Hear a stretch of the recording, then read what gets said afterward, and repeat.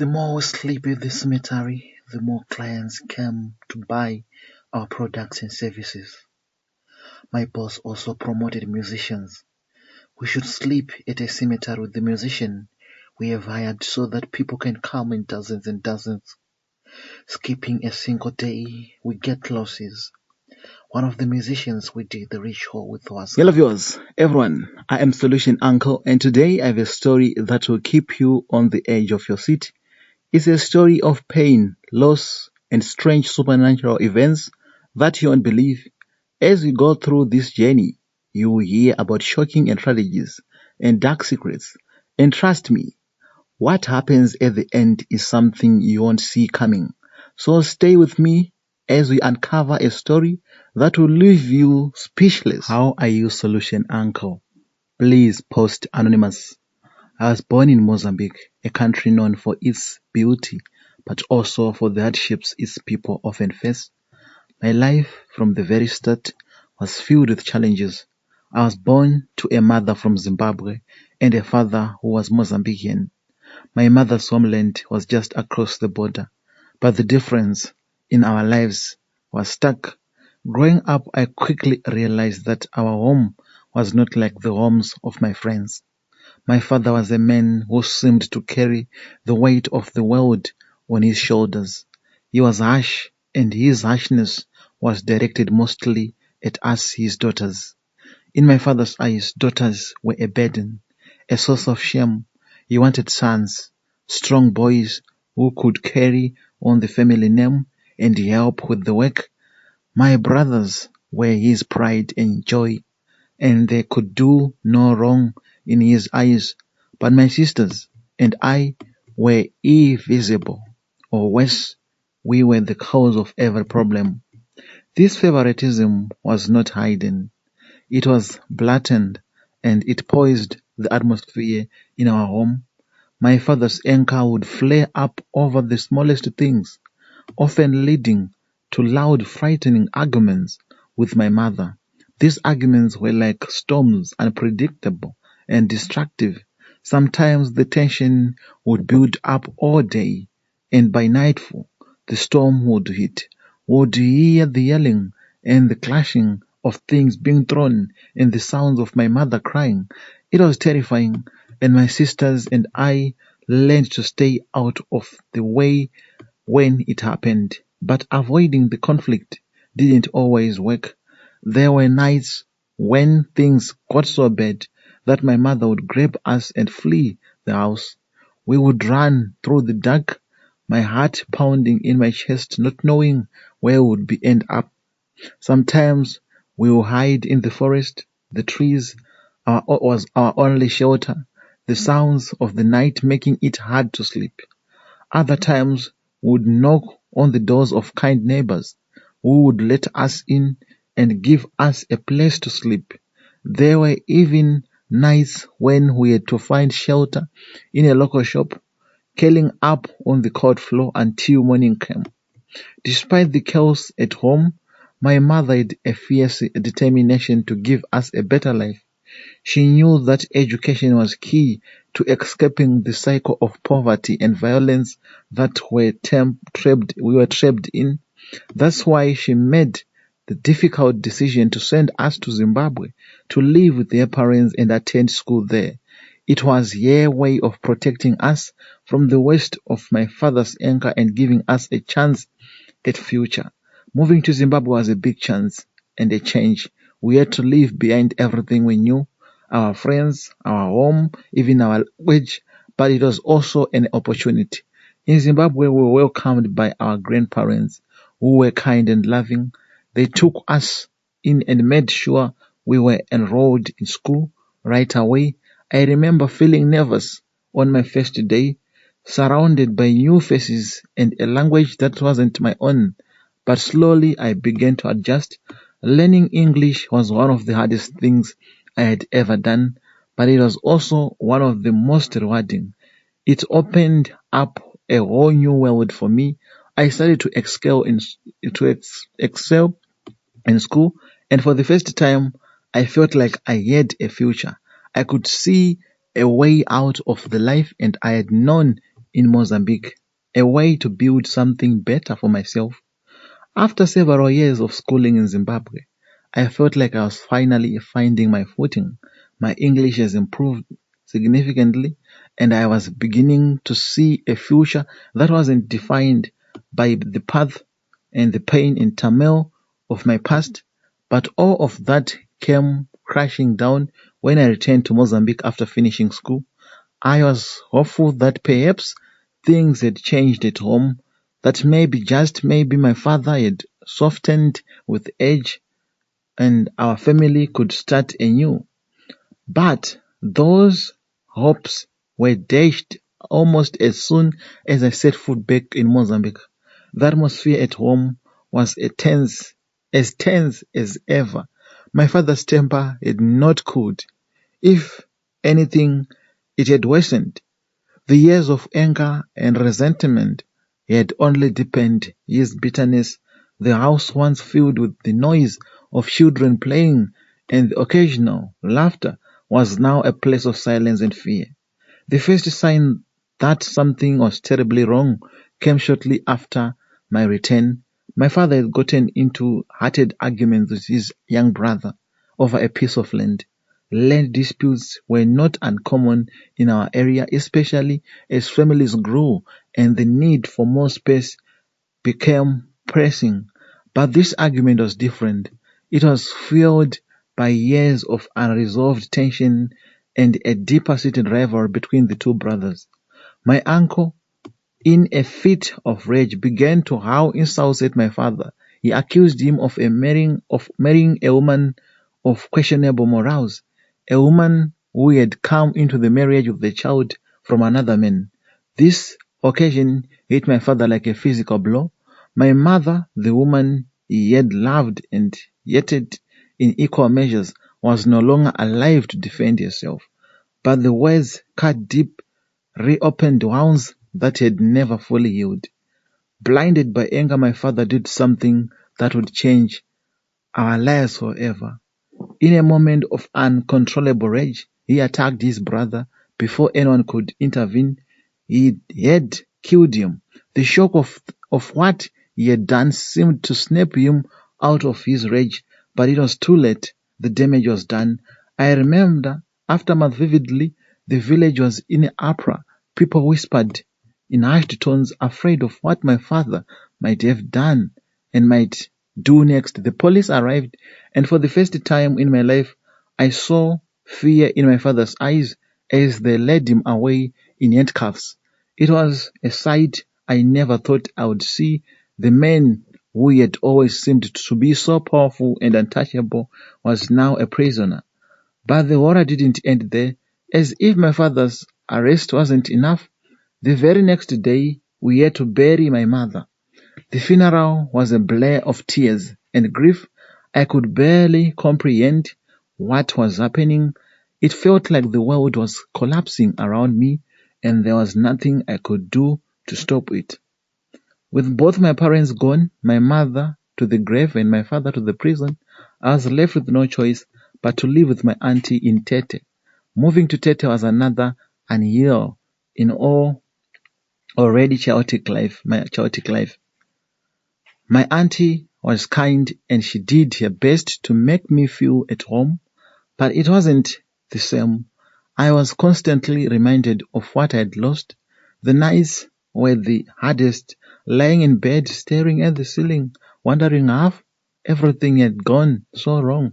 For 5 years, I lived with my auntie trying to rebuild some resemblance of a life. During that time, I focused on my studies, hoping that education would be a ticket out of this nightmare. But even as I tried to move forward, the past was never far behind. My father's crime and my mother's death were always there, like dark shadows looming over me. When my auntie's husband returned from Maputo, things took another turn for the worse. He made it clear from the start that he didn't want me there. I was an outsider, a reminder of the family scandal that had brought shame to our name. He didn't say it outright, but I could feel it in the way he looked at me, the way he spoke to me. I was only a matter of time before I was forced to leave. And so, once again, I found myself uprooted, this time heading back to Zimbabwe to live with my maternal relatives. But the journey back was filled with anxiety. I hadn't spoken to them in years, and I had no idea what to expect. Would they welcome me back, or would they see me as a burden, just as my auntie's husband had? Returning to Zimbabwe felt like stepping back into a familiar yet distant world. The memories of my time there as a student were still fresh, but I had no idea what awaited me.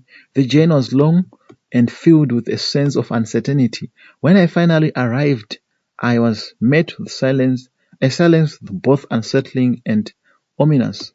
As I made my way to my grandparents' village, I noticed the landscape had changed. The once bustling streets were eerily quiet, and there was a sense of foreboding in the air. I hurried my pace, anxious to reunite with my family, but when I reached the village, I was met with devastating news. Cyclone Dai had ravaged the region just days before my arrival. The cyclone, one of the deadliest storms to ever hit the area, had left a trail of destruction in its wake. Entire communities were wiped out, homes were destroyed, and countless lives were lost. I learned that my maternal relatives had not been spared. The cyclone had taken them all, my grandparents, aunties, uncles, cousins, all gone instant. The grief that washed over me was unbearable. I felt like the last remaining thread connected me to my family had been severed. The loss was so immense that I couldn't even find the strength to cry. Instead, I stood there, numb, unable to process the reality of what had happened. The village that had once been my refuge, my sanctuary, was now a place of death and destruction. I had nowhere to go, no one to turn to. I was truly alone in the world. It was then that a businessman and his wife, who had been helping with the relief efforts in the area, approached me. They heard of my plight and offered to take me and my younger sister into their home. At first, I was hesitant. I had lost so much trust in people over the years, but with no other option, I reluctantly agreed. The businessman and his wife seemed kind enough. At first, they welcomed us into their home with open arms, offering us a place to stay, food to eat, and even luxurious bedrooms that were far beyond anything we had ever experienced. The house was grand, with high ceilings, polished floors, and large windows that let in the sunlight. For the first time in a long while, I felt a sense of security. Life in their home was unlike anything I had ever known. We had everything we needed and more. The businessman, who I will call Mr. Ramini, was always traveling for work, but when he was home, he was attentive and generous. His wife, Mrs. Lamini, was kind and motherly, making sure we were well taken care of. It almost seemed too good to be true. But as time went on, strange things began to happen. It started with the dreams, vivid, unsettling dreams that left me feeling deteriorated. When I woke up in the dreams, I found myself in a cemetery surrounded by graves. The air was thick, deadly air. Mr. Lamini was there too, standing beside me, his face expressionless. At first, I tried to brush it off as just nightmare brought to my trauma I had experienced, but the dreams kept coming night after night, becoming more intense and more real. I started waking up in the middle of the night, drenched in sweat by heat racing. I began to fear sleep, knowing that as soon as I closed my eyes, I would be back in the cemetery. Then something even more terrifying happened. One night, I woke up not in my bed, but in an actual cemetery. I was lying on the cold, damp ground, surrounded by tombstones. I could feel the rough earth beneath my fingers. smell the second of the wet soil, and there standing a few feet away was Mr. Flamini, just as I had been seen in my dreams, but this time he wasn't expressionless. He was smiling, a smiling that sent chills down my spine. I screamed and ran as fast as I could back to the house. My heart pounded in my chest. When I burst through the door, I was shaking, barely able to catch my breath. I tried to explain what had happened to Miss Flamini, but she dismissed it as nightmare, telling me to go back to bed and not to worry.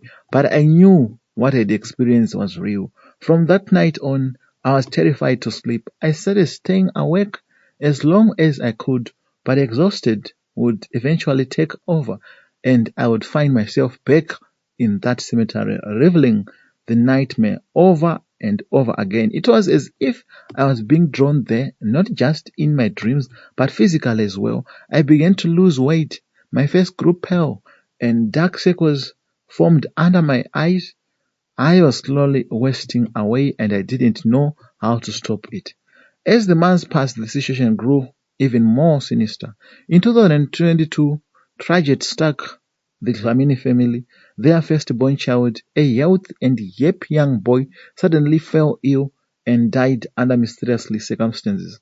The doctors were baffled and unable to determine the cause of death. The family was devastated, but they tried to move on, attributed into a freak accident. But the death didn't stop there. In 2023, another child in the family died in a similarly inexplicable manner. The community began to talk whispers of curses and dark magic spreading like wildfire. Mrs. Flamini, desperate for answers, turned to spiritualists and traditional healers. It was during one of these consultations that the horrifying truth was revealed. The spiritualist told Mrs. Flamini that her husband, Mr. Flamini, had been involved in dark rituals that involved the spirits of the dead. According to the spiritualist, these rituals were the cause of the death in the family, but thus wasn't the worst part. The spiritualist claimed that I too was involved, unwittingly drawn into these rituals by Mrs. Flamina. When Mrs. Lamina confronted me, I was horrified. I had no idea what she was talking about. I tried to explain that I had no part in any rituals, that I had just as much as a victim as a child, but she wouldn't listen. She believed that I was cursed, that my presence in their home was bringing death and destruction. She demanded that I have to immediately leave, but Mr. Flamini refused. He denied everything, insisting that the spiritualist was a fraud and that I had done nothing wrong. The tension in the house became unbearable. Mrs. Flamini filed for divorce, and the family was torn apart. The luxurious home that had once felt like a refuge now felt like a prison. I was caught in the middle of the nightmare, unable to escape. After the divorce, things took a turn for the worst. Mr. Flamini, desperate to prove his innocence, went to great lengths to protect me, but the more he tried, the more the spirits seemed to target him. He became ill, growing weaker. By the day, the doctors couldn't explain it, just as they couldn't explain the death of his children. In a last-ditch effort, Mr. Flamini sought out another spiritualist, hoping to break the curse that had befallen him. But it was too late. The rituals he had performed had turned against him, and there was nothing anyone could do to save him. He died shortly after leaving me alone once again. With Mr. Lamin gone, I had no one left to protect me. The spirits that had hunted him now turned their attention to me. I was chased out of the house, left to wander the streets with nowhere to go. The spirits were relentless, tormenting me day and night. I was at my wits' end, barely clinging to life. Now, as I read this, I am exhausted, both physically and mentally. I am haunted by the past, by the spirits of the dead that refuse to leave me alone. I have tried everything, praying, seeking help from spiritualists, even considering leaving the country, but nothing has worked. The spirits are always there, a constant reminder of the darkness that has followed me my entire life. I don't know how much longer I can endure this. The thoughts of ending my life had crossed my mind more times than I can count.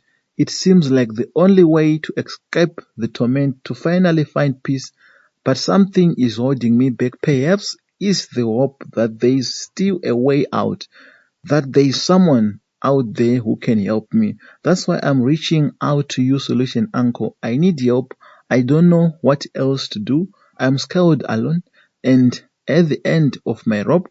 Please, if there is anyone you can do direct to help me, I don't want to die, but I can't keep living like this anymore. Thank you so much, my sister, for sharing such a useful story. We have learned it's not everyone in life we have to trust. Yes, we don't need to trust everyone in this life.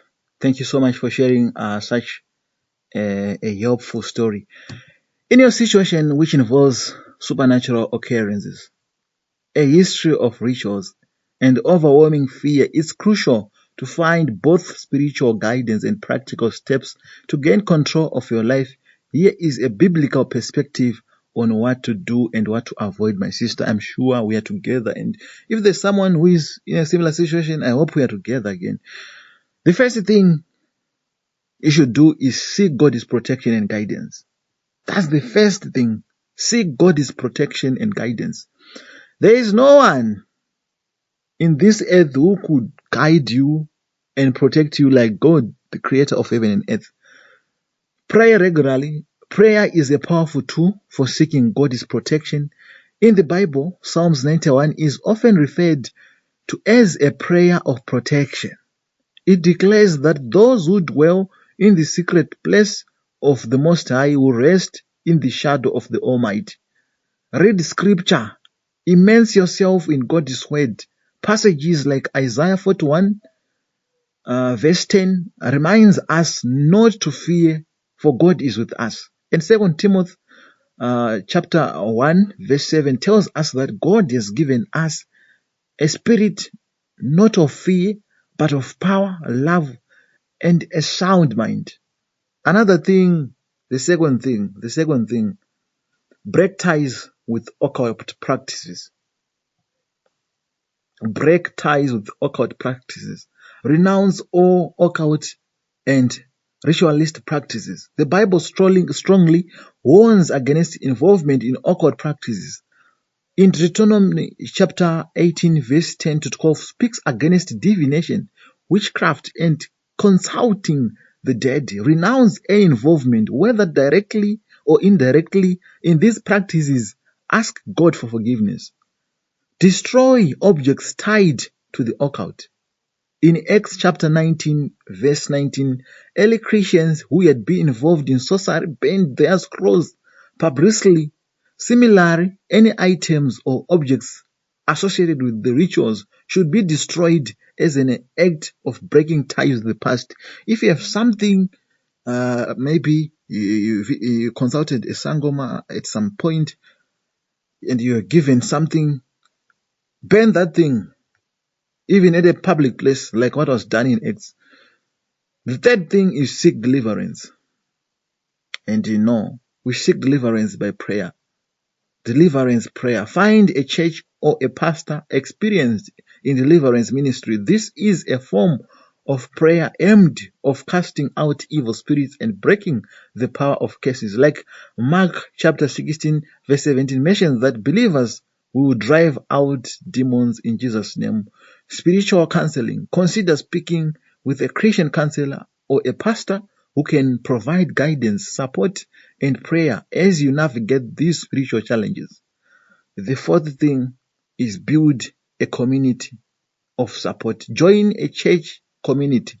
Being part of a strong, supportive church community can provide you with spiritual support, accountability, and a sense of belonging. Fellowship with other believers, regular fellowship with other Christians can strengthen your faith and provide encouragement during difficult times. Hebrews chapter 10 verse 24 to 25 encourages believers to meet together for mutual encouragement. It was written in the Bible. And there are things you need to avoid. There are things you need to avoid. Avoid returning to occult practices. I think I mentioned this before. No consulting mediums or spiritualists, like in even Leviticus chapter 19, verse 31, warns against turning to mediums or spiritualists as they can defile you, even in desperation. Avoid seeking answers from those sources. Avoid superstitions and rituals. Don't fall back into the old habits or rituals that are tied to the occult, no matter how tempting they may seem. Avoid isolation. Don't withdraw from others. The enemy often works by isolating people, making them feel alone and vulnerable. Stay connected to your church, family, and friends who can support you. Don't keep your struggles to yourself. Speak openly with trusted spiritual leaders about what you are facing. Keeping things in the dark can lead to greater fear and despair. Go back to Mozambique, tell your auntie the problem, and you have the brothers. Your brothers are still there in Mozambique. Go and tell them what you are facing. Avoid fear and despair. Don't give in to fear. Remember that God is with you, even in the darkest moments. 1 John chapter 4, verse 18 says that perfect love casts out fear. Surround yourself with God's love and truth. Don't consider suicide as a solution. Life is precious and God has a purpose for you, even when things seem hopeless. Psalms 34 verse 17 to 18 reminds us that the Lord is close to the brokenhearted and saves those who are crushed in spirit. And there is this final encouragement I am giving to you, my sister. Your situation is challenging, but remember that God's power is greater than any force you may face. By turning to Him, renouncing the past, and surrounding yourself with a community of faith, you can find healing, peace, and protection. Continue to seek God's guidance through prayer and scripture, and don't hesitate to reach out to spiritual leaders who can assist you on this journey. If you take these steps and remain steadfast in your faith, you'll find that God can bring you out of even the darkest situations. Listeners from around the world, thank you so much for joining us today. That was another episode of your show. I will be giving you the part 2 of the woman who was giving birth to worms. I'll give you the part 2 on Friday afternoon. I'll give you the part 2. People are evil people. So we need to be very careful. Bye for now.